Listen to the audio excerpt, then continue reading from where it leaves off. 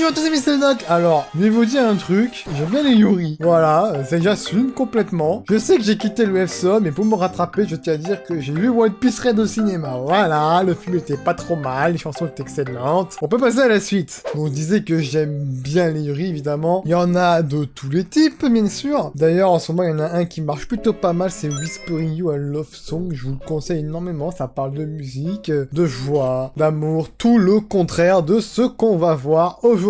Laissez-moi vous présenter un certain Netsuzo Trap NTR. Alors là, c'est l'affiche de l'animé, le manga il ressemble à ça. Voici. Dégueulasse. Alors, NTR veut dire Netorare, c'est-à-dire tromper quelqu'un en face de lui, c'est ce qu'on voit souvent dans les...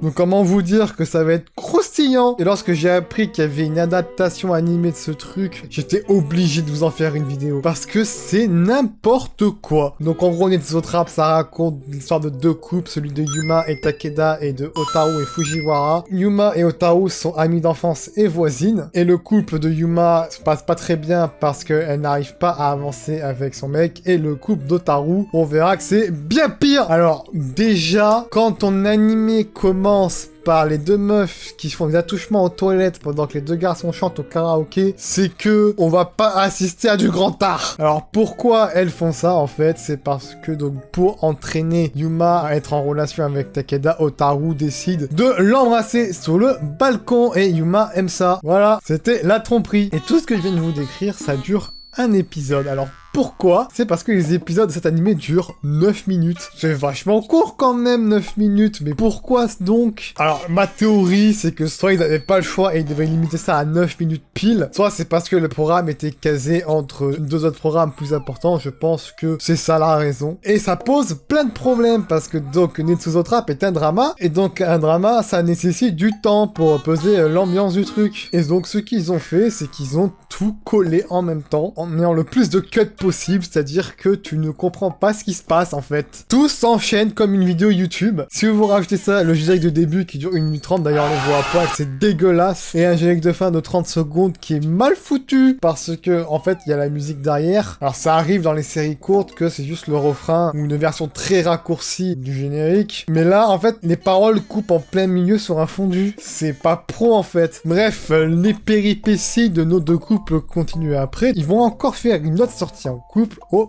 parc d'attractions. Donc ils s'amusent, puis ils vont dans une grande roue. On a Yuma et Takeda, où ça se passe très bien. Mais du côté d'Otaru et Fujiwara, c'est...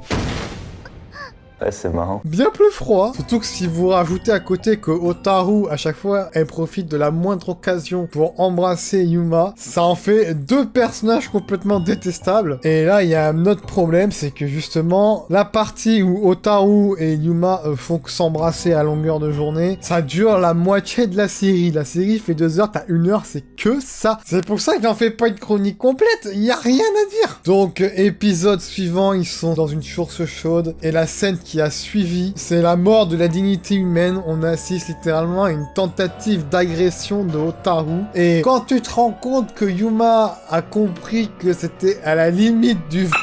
c'est que franchement, c'est très grave. Je rappelle qu'il y en a un, il est en train de risquer la prison à vie pour avoir plusieurs femmes. Hein. Le lendemain, c'est glissade en ski. Alors ne me demandez pas comment ils sont passés de par l'attraction, source chaude et ski.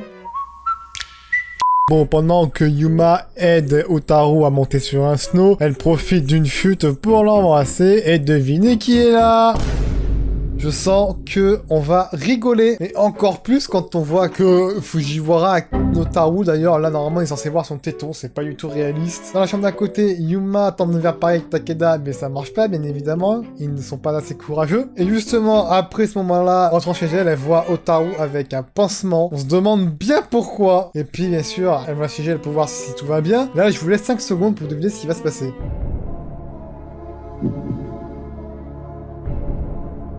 Eh ben elle, bien évidemment. Même mieux que ça, elle, pendant que Yuma est au téléphone avec Takeda pour parler de leur couple. Ou alors l'auteur avec ou sans eux qui a fait ça. Je pense que cette personne a regardé trop de porno parce que c'est littéralement un porno sauf que les scènes de sexe ne sont pas là. Alors bien évidemment, elle a enlevé le pansement d'Otaru Yuma et en fait elle a un œil au beurre noir parce que Fujiwara l'a frappé. Voilà, c'est un connard, c'est un mec violent, vous pouvez le cancel sur Twitter. Et donc elle est partie lui dire 2-3 mots alors que justement quand elle était au téléphone avec Takeda, c'était pour planifier un rencard entre les deux, et donc Takeda il est laissé en plan, et le pire c'est qu'il continue à rester en couple avec Yuma. Non mais donnez-lui une médaille à ce giga Chad. Bon après il y a un flashback du passé, mais on s'en fout, le plus important c'est que ça un max. Mais comme par hasard, il y a Fujiwara qui arrive avec son magnifique iPhone et il a pris une photo. Alors, Otaru l'a supprimé, mais il y a un truc qu'elle ne sait pas, c'est que on est en 2017, à l'époque où c'est sorti, et déjà à ce moment-là,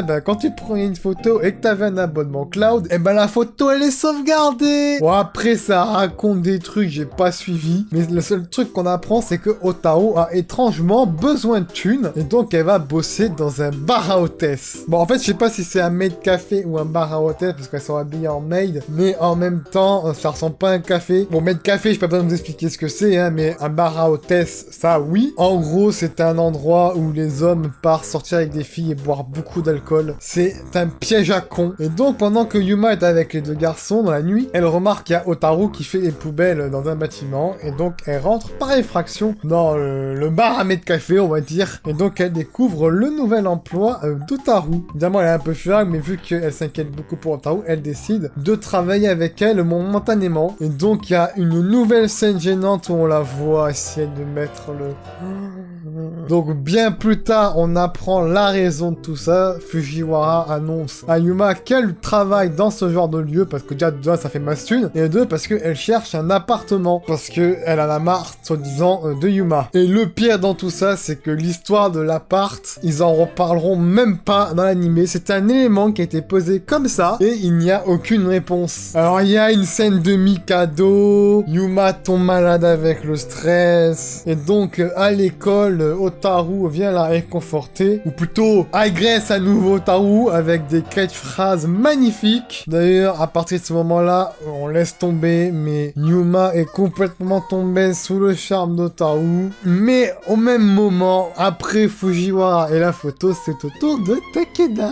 Donc là, rendez-vous compte d'une chose. On a Yuma qui était en couple avec Takeda, qui la trompe avec sa meilleure pote. Fujiwara qui était en couple avec Otaru, Otaru la trompe avec sa meilleure pote, mais lui, il pense qu'à donc il frappe sa copine. Et le pire, c'est que les deux sont au courant qu'ils se font tromper l'un de l'autre. Non mais scénario de malade. Après, c'est dégueulasse, l'épisode d'après, mais Yuma rêve de avec Otaru, on l'a perdu, c'est définitif. Et là, il y a l'une des pires takes que j'ai vu de ma vie dans l'histoire. Fujiwara déclare: bah, j'aime pas les meufs, mais je kiffe le cul. Ah, mais je vous ai dit, c'est du grand art, hein. Bon, quand même, Yuma et Takeda gardent une bonne relation, en tout cas une relation de confiance. Yuma avoue qu'elle préfère Otaru à Takeda, mais elle ne sait pas comment le dire. Et donc Takeda, ce méga Chad, lui conseille de déclarer sa flamme. Et franchement, donnez-lui pire qu'une médaille, hein, ce mec. Donc elle le fait, mais Otaru la friendzone. Alors Otaru, explique-moi pourquoi tu la friendzone, alors que depuis tout à l'heure, tu ne faisais que de la...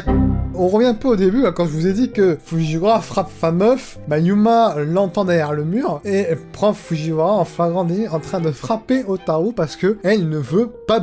Et donc on découvre enfin la nature de leur relation. Donc pour Yuma et Takeda, c'est censé être un couple mais qui n'a pas fonctionné. Et donc pour Fujiwara et Otaru, bah vu que ce mec ne pense qu'à et visiblement Otaru aussi, en fait ils ont fait un contrat de et si l'un ne veut pas l'autre, eh ben, il a le droit de le frapper. La dernière fois que j'ai vu un scénario aussi poussé, c'est dans 50 nuances degrés, je crois. Pour finir, parce que c'est la fin de la série, elle est rushée à mort, Yuma Indignation. Elle va partir voir Otaru, qui était en train de partir des déménager. Elle dit je t'aime, ça se finit comme ça, parce que le manga n'était évidemment pas fini. Alors que penser de cet animé? Ben, c'est nul à chier en fait. Ah, plus sérieusement, le format n'aide pas de base en fait, ça fait qu'il y a moins de tension et c'est pour ça qu'on trouve ça absurde. Mais si je pense qu'il rallongeait ne serait-ce qu'un petit peu le truc, ça donnerait déjà un peu mieux, mais surtout encore plus vulgaire. Quand le scénario de ton histoire n'est pas très bon, tu auras beau faire ce que tu veux, ça sera pas bien en fait. Et après le mieux ce qui aurait dû être à faire, c'est attendre que ça soit terminé et adapter tout le manga. Bon, en vrai ils ont plutôt bien adapté la vraie fin du manga avec ce qu'ils avaient, parce que même si on rajoutait l'intrigue de l'appartement, de la photo de Fujiwara et le background d'Otaru, ça changerait pas grand chose à la fin. Yuma et Otaru finissent ensemble, c'est juste que dans le manga, c'est un petit peu décevant. Bon, on va pas se mentir, c'est pas très bon comme histoire. Mais après, est-ce de la mauvaise foi parce que le scénario, ça se base sur deux personnes qui trompent leur propre couple? Est-ce que c'est pas le bon sens qui fait qu'on dit que c'est de la merde? Alors je pense qu'il y a une raison à ça, mais bon, on va pas se mentir, les personnages, c'est des coquilles vides un peu, on ne connaît rien d'eux, on sait juste que l'une elle est gentille, l'autre il est méchant, c'est pas gentil d'être méchant. L'animé aide pas parce qu'en plus c'est super moche, on va pas se mentir. C'était les Tsuzotrap, j'ai rien à dire de plus, ça a été accueilli de manière mitigée, l'animé est pas très bien noté, c'est encore pire que ça, parce que c'est plus facile de critiquer une série qu'un manga, mais quand même, Netsuzotrap a fini par faire partie des annales du Yuri. Si ça vous intéresse, je vous conseille quand même de le lire pour vous remarquer à quel point c'est horrible. Alors, c'est pas moche, heureusement, hein, en manga. Enfin, à part si vous êtes vraiment curieux et que vous aimez ça, ne le lisez pas ou ne regardez pas la série, il y a bien mieux. J'espère pas retomber sous des trucs du même genre, hein. Si ce genre de vidéo où je raconte des trucs un peu au pif, ça vous plaît, bah vous pouvez partager la vidéo et interagir avec des pouces bleus et des commentaires, bien évidemment. Ça ferait remonter le référencement. La prochaine chronique arrive sur un jeu que vous connaissez déjà. En tout cas, moi je vous laisse, c'était le Doct. Au revoir!